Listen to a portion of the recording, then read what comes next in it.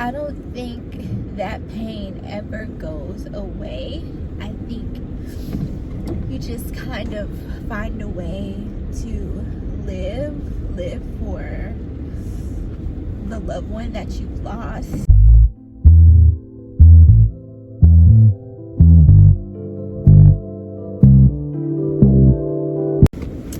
Hey, it's your girl Ivy, and welcome back to my channel. As usual, I'm in the car. This is another car chat, only you actually see me with makeup on this time. Usually when I do my car chats, I'm on my way from work, or just like it's a regular day, so I don't wear makeup. Most days I don't wear makeup, but it's the weekend and we're celebrating Kayla's birthday, so I had to give myself a nice little natural beat for the day. This is actually the only kind of beat that I know how to do. But anyway, I wanted to come on today to talk about my journey in both self-healing and in therapy. Like my previous video on Summer Walker, I do think that mental health is still a taboo conversation within the Black community. I am happy to see that it is something that is being discussed more, but I still do feel like we have a lot of work to do. For me personally, in my own healthcare journey, making sure that I have my mind in check was equally as important as having my physical in check.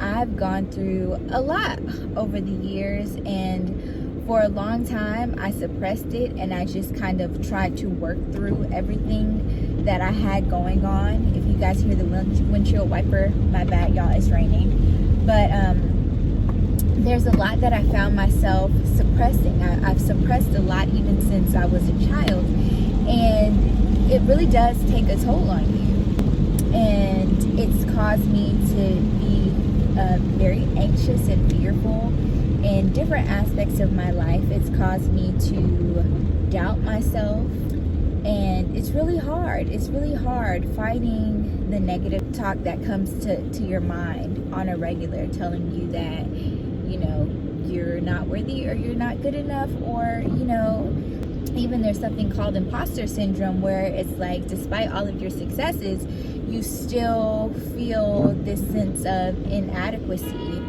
And that's, oh Lord, someone just, you know, they almost got in a car wreck. Let's bring it back. Once again, like, these are all things that I've found myself dealing with, and I'm very proud of myself that I can even come out and talk about it now, because there was a time in my life where, you know, I just kept shit to myself. I just kept shit to myself, and when I did feel like my emotions were becoming overwhelming, I would stuff it back down. I would isolate myself. I was the person who was crying in the showers, and you know, especially after the passing of my dad, it was like that suppressing, it got to a point where it was bubbling back up. So like I said, I've gone through a lot. One of the worst things that I've ever experienced, the worst thing that I have ever experienced, is the loss of my dad. I lost him my freshman year of college, and it was actually like, I guess I can give you guys a backstory of how everything went down. I hope I don't cry, because I kind of feel myself getting emotional, and I don't really talk about it because I know how emotional it makes me. But we're gonna get through it. So back in 2012, my dad had gotten a little sick. He had already kind of been going through a lot, because his job he had been working at for like 15 years suddenly started letting go of employees, and he was one of those employees who got let go. And he was struggling, trying to get back, you know, on track, find a job. And you know, I think at that time I had my own little things going on in high school that I didn't really understand how much it impacted him. But you know, as a full-on adult now, I can definitely see have taken a toll. But anyway, he had always complained about having back pains, and so that wasn't anything new. And you know, he was complaining about his back, and he had suddenly become sick, and he went to the doctor, and they wrote it off as it just being like, you know, pneumonia. And so he was home, you know, trying to fight through that. And you know, he and my mom were like, yeah, no, this isn't just pneumonia, this is bad. So they went and got another opinion, and by that time, when he got a second opinion, they found out that it wasn't just pneumonia. He had stage 4 lung cancer.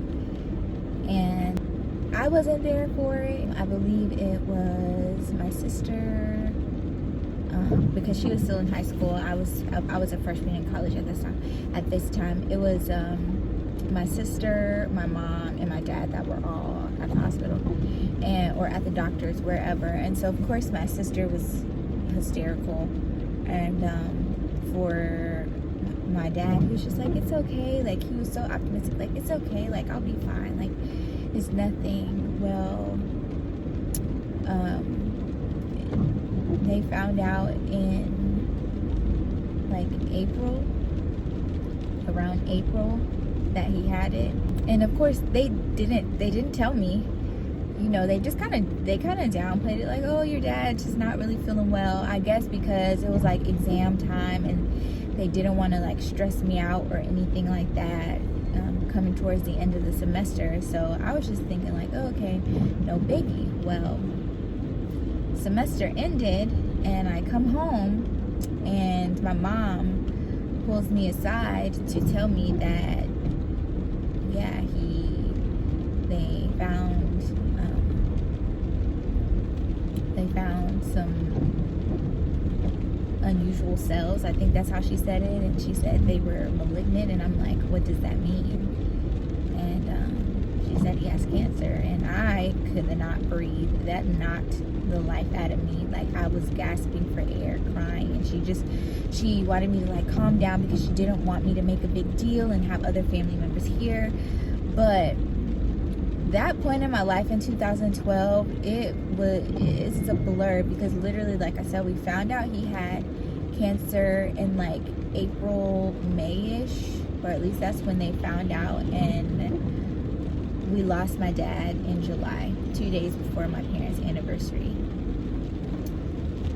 And that's something that I suppressed for so long, and that I suppressed so much that I ended up going back to school that next semester, and I did not talk about it. I just tried to continue like everything was normal. And you know, every now and then someone may ask you something like, sorry, I'm trying not to cry.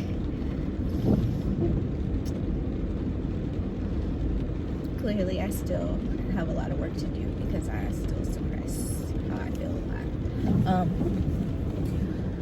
Blink it away. You're a bad bitch today. You can't do this. So, you know, obviously people not knowing would ask questions like, especially when they're getting to know you, like, oh, like, what are your parents like? Like, oh, like, how is your mom and dad doing? And it would be uncomfortable having to say like, well, I mean, my dad passed away. So I just kind of try to, when people would make general comments about parents, like, I would still just kind of like play it off, make comments like, I don't know, general comments to allude to the idea that he's still alive, because I think one thing that really helped me cope, oh, stop it. I thought I was finally ready to talk about this, but I don't know if I can. I don't know if I can.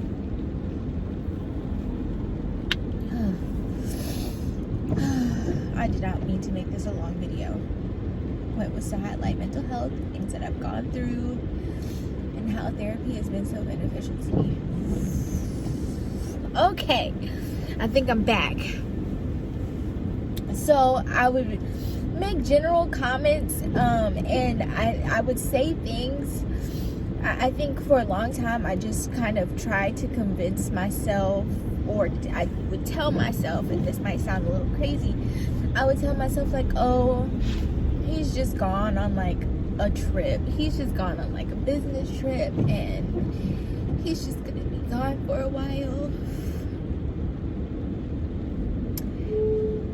He'll be back, like, I'll see him again. And doing this, it was like a temporary fix. It put a little band-aid on it. It kept me functioning and like doing what I had to do, but I still ended up having these random ass breakdowns, y'all. These random ass breakdowns. Like, I was at a cheer competition. I was a cheerleader while I was at NC State, and we went and like volunteered at a competition. And like, I just happened to go to the concession stand because I got hungry. And I was looking out at the stage, and they had these cute little toddlers. They had, the little kitty division. And there was this cute little team of toddlers out there competing. And I looked into the crowd, and I saw a dad. I saw a dad with the little cowboy hat that matched his daughter's team. And they had the signs with their little faces on it, and it just took me back to the days when I was little and I was cheering, and my dad was like my #1 supporter, and he used to be in the crowd just like that man, cheering me on. And as a little kid, I was so embarrassed, but as an adult, that's something that I long for so much, just having him here. Oh, Lord. Oh. Let me get it together, y'all. This is not what this is supposed to be about. But yeah, I would have breakdowns like that. So seeing that, I literally broke down. Once again, I'm in this space where the life is knocked out of me. I can't breathe. I'm heaving, choking on tears, bawling, and these people are standing around me like, is she okay? Like, what happened? And I call my mom, and I'm just bawling, like, I'm like, Mom, I'm at this cheer competition. I just looked in the crowd and saw the dad supporting his daughter on stage, and I just broke down. Like, I don't know what's happening. But this was my feelings just bubbling up. This was all of these suppressed feelings just coming back up, and like, I know I needed help. I needed to unpack this and talk through it so I can feel better. And I mean, clearly I'm still working through it. I don't think that pain ever goes away. I think you just kind of find a way to live for the loved one that you've lost, and try not to let that pain control you and affect your day-to-day life. But yeah, that's one of the huge reasons why I decided to seek therapy. And it's also helped me understand so much more about myself. It's helping me to understand that I'm not alone, and I'm normal. I'm a human being with feelings, and it's okay to feel. It's okay to be afraid and fearful sometimes, as long as you don't let it control you. Something that I am still working on. And yeah, so I have some things that have really changed me. in life, but one thing I refuse to do is let it change me for the worst. Everything that happens to me, good or bad, the goal is always to grow through it. I have it in my mind that after every storm is a rainbow, you know?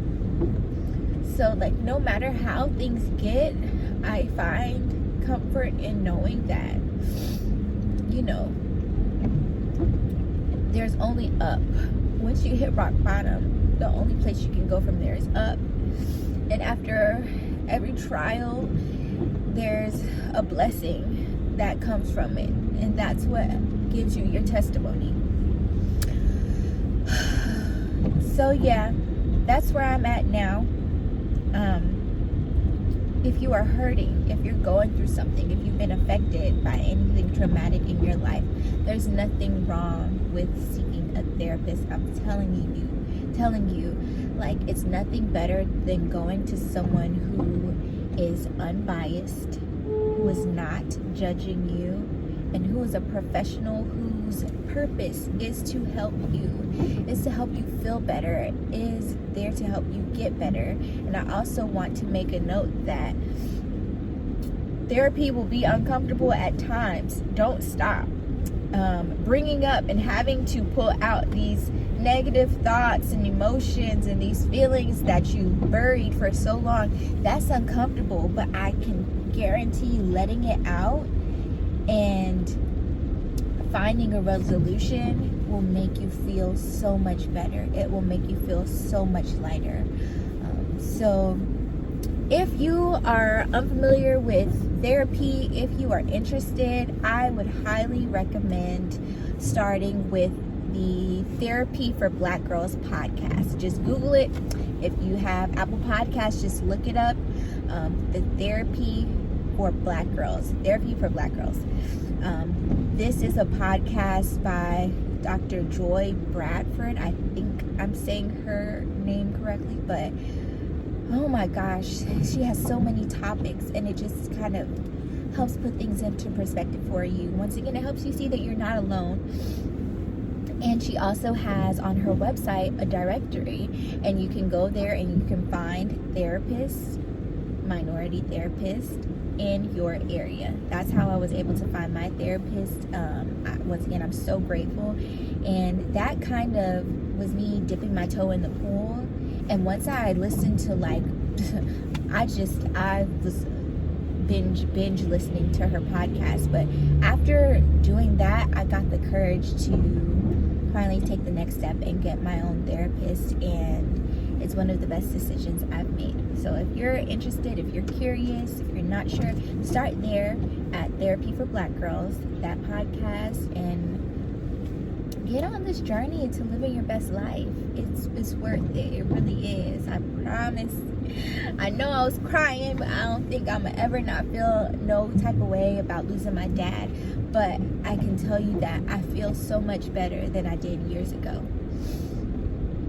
I feel so much better than I did years ago. And I'm so happy that I'm growing into someone who is more self-aware, someone who is more intentional, someone who is kind, someone who is loving, someone who is living without fear, or trying to live without fear, you guys.